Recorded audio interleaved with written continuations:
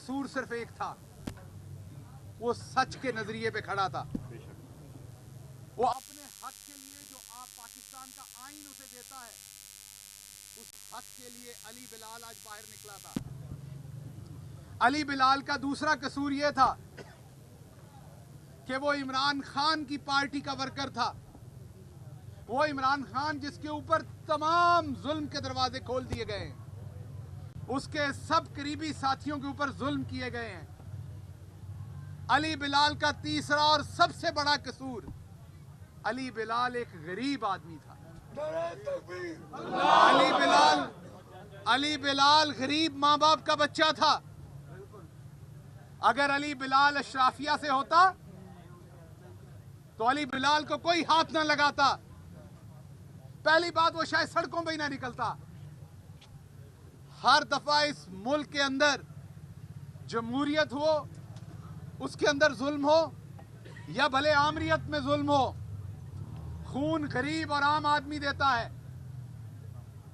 लेकिन यहां पर रवाज है कि जब आम आदमी मरता है, मैंने सहाफियों को भी शहीद और मरते हो देखा है, मैंने आम आदमी 4 दिन बातें होती हैं, बड़े बड़े बयान दागे जाते हैं, अदालतों की कार्रवाई होती है।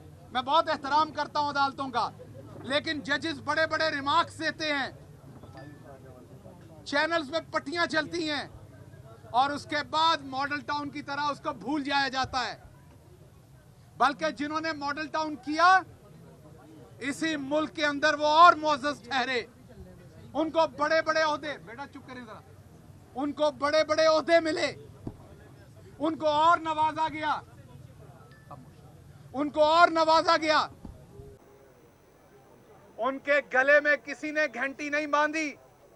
जिस तरीके से उन्होंने आम लोगों का कत्लेआम किया था, जिस तरीके से उन्होंने औरतों के मुंह में गोलियां मारी थी, अगर उस दिन सजा दे दी जाती, अगर उस दिन अदालतें सजा दे देती, उस दिन इंसाफ हो जाता, तो आज एक और आम मां और आम बाप का, आज इमरान खान के एक और सिपाही को शहीद ना किया जाता। आपको मैं पेशगी बता देता हूं कि मुझे खदशा है, जिस सिस्टम को मैंने 4 साल हुकूमत के अंदर रह के देखा और पिछले 1 साल से जुल्म में देख रहे हैं, मुझे खदशा है कि अली बिलाल को इंसाफ नहीं मिलना। उसे पाकिस्तान की, मुझे खदशा है, किसी अदालत से इंसाफ नहीं मिलना। वजह यह है कि वो आम आदमी है, वजह यह है कि वो एक आम आदमी है। यहां पर एक एंकर साहब हैं, मैंने अपने आप को मिडिल क्लास कह दिया, उन्हें तकलीफ हो गई। उन एंकर साहब के लिए गुजारिश है कि आज पाकिस्तान में जिस बंदे के पास को 8, 10, 15 करोड़ है, वो मिडिल क्लास ही रह गया, जो करोड़ों की वक़्त कर दी है।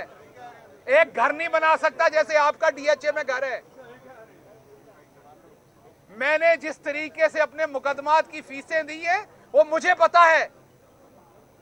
वो तड़ियां लगा रहे थे बैठे हुए साहब कि आपको मैं अपने आप को मिडिल क्लास नहीं कहने दूंगा। तो भाई क्या मैं फिर फ्यूडल हूं? मैं कोई टेक्सटाइल ओनर हूं? तो फिर तो अली बिलाल भी फ्यूडल होगा कोई।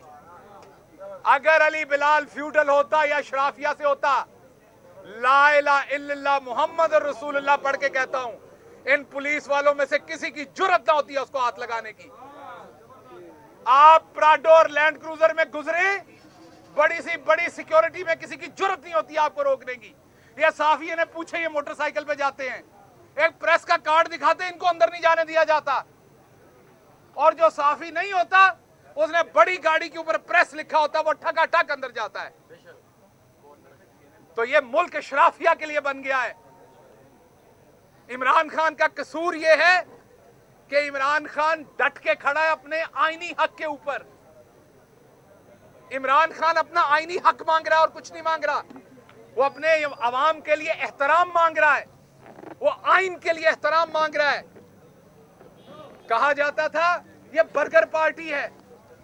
जितनी तकलीफें इस पार्टी ने सही हैं और आज भी खड़ी है यहां पर, राणा सनाउल्लाह साहब उतना जुल्म करें जितना आपने अल्लाह को जवाब दे लेना है। आपको याद है ना, यही शहर था और आपके अजीम लीडर जो इस टाइम लंदन में दुबक के बैठे हुए हैं, वो वापस आए थे। आप में से कोई, आपकी पंजाब स्पीड जो है वो लाहौर एयरपोर्ट पे नहीं पहुंच सकी थी, लेकिन देखें इमरान खान का वर्कर आज भी डट के खड़ा है। लाशें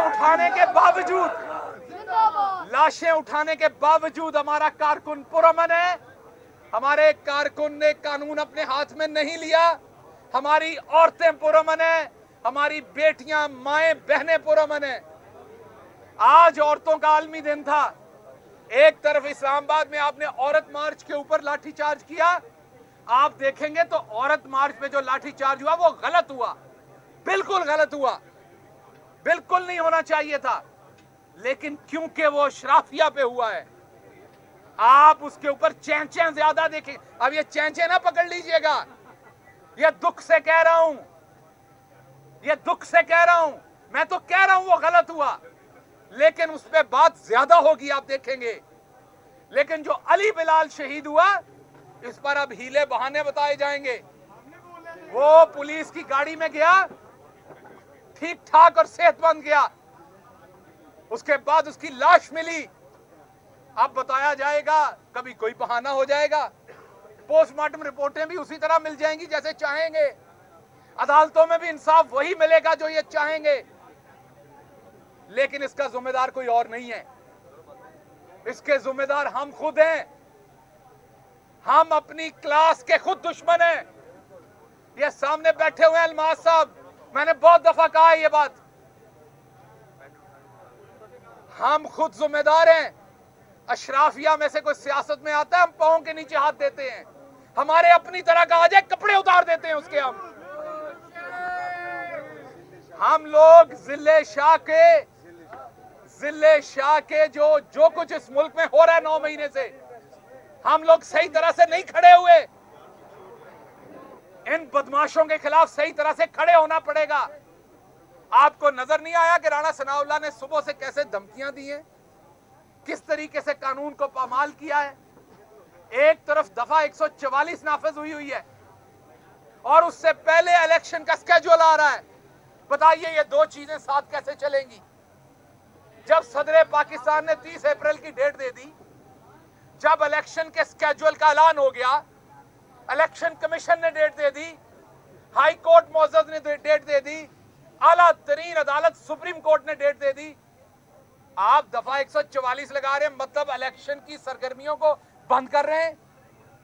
इसका मतलब आपके यहां कोई और कानून है। आप ना हाई कोर्ट को मानते हैं, ना सुप्रीम कोर्ट को मानते हैं, ना इलेक्शन कमीशन ऑफ पाकिस्तान को मानते हैं। आप मानते किसको हैं? नऊज बिल्लाह, लगता है जिस तरह का जुल्म आप कर रहे हैं, पता नहीं आप रब को भी मानते हैं कि नहीं। इसलिए आम पाकिस्तानी को कानून हाथ में लिए बगैर, मैं बार बार कह रहा हूं, कानून हाथ में लिए बगैर अपने हक के लिए खड़ा होना पड़ेगा। ये जज्बाती बातें ना कीजिएगा। 2 दिन आप ट्वीट करेंगे, नारे मारेंगे, बातें करेंगे, चौथे दिन फिर आपको वो बात भूली हुई होगी, आप फिर सराहना सर के नीचे दे के सो रहे होंगे।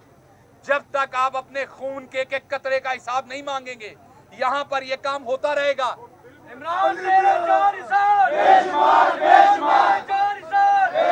75 साल से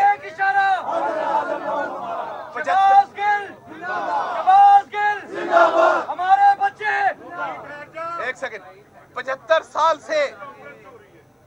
साल से मैं एक बात वाजे कर दूं, मुझे पहले को नंगा नहीं किया गया था इस मुल्क में।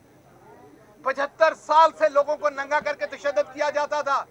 वो बोलते नहीं थे, बाहर आके चुप कर जाते थे, उन्हें शर्म आती थी। मैंने तोड़ा था ये टैबू आपके लिए, मैंने तोड़ा था ये टैबू आपके लिए। बात करने दें, मैंने तोड़ा था ये टैबू आपके। आप नारे मार रहे हैं, यही जुर्रत आपने दिखानी है आज से 50 दिन बाद भी। जज्बाती होकर नारे नहीं मारने, सिर्फ खड़े होना अपने मुकदमे पे। मैंने ये टैबू तोड़ा था ताकि ये काम बंद हो, मेरे साथ हुआ, किसी और के साथ ना हो। मैं आज कहता हूं, जो सहाफी मुझे नंगा करके मारने पे खुश हुए थे, अगर उनकी तरफ कोई हाथ बढ़ाएगा, मुझे कसम है रब्बुल इज्जत की, मैं उनके हक के लिए खड़ा हूंगा इंशाअल्लाह। अगर नून लीग के वो लोग जो मुझे नंगा करके मारने पे खुश हुए थे, अगर कभी हमारी हुकूमत में भी उनकी तरफ नाजायज हाथ बढ़ेगा, मैं सामने खड़ा हूंगा उस तमाम जुल्म के आगे। लिबरल वो नहीं होता जो बंदा देख के उसके साथ खड़ा हो, लिबरल वो होता है जो नजरिया देख के उसके साथ खड़ा हो। ये पाकिस्तान के जाली घटिया लिबरल्स जो बंदे देख के उनके साथ खड़े होते हैं। बंदा पसंद है तो जुल्म जुल्म है, बंदा पसंद नहीं है तो जालिम को मजलूम बना देना है। इसलिए ये आज जो कुछ हुआ, ये बहुत अफसोसनाक हुआ, लेकिन ये 75 साल से होता आ रहा है। हमें बोलना पड़ेगा इसको रोकने के लिए। इमरान खान और उसका वर्कर डट के खड़ा है। इमरान खान भागेगा नहीं, इमरान खान और उसका वर्कर भागेगा नहीं। इमरान खान इस कौम का असल बेटा है, वो कीमत देने को तैयार है। उसने अपनी जिंदगी दांव पे लगा दी है कौम के लिए। वो खड़ा है और इंशाल्लाह खड़ा रहेगा। पाकिस्तान जिंदाबाद।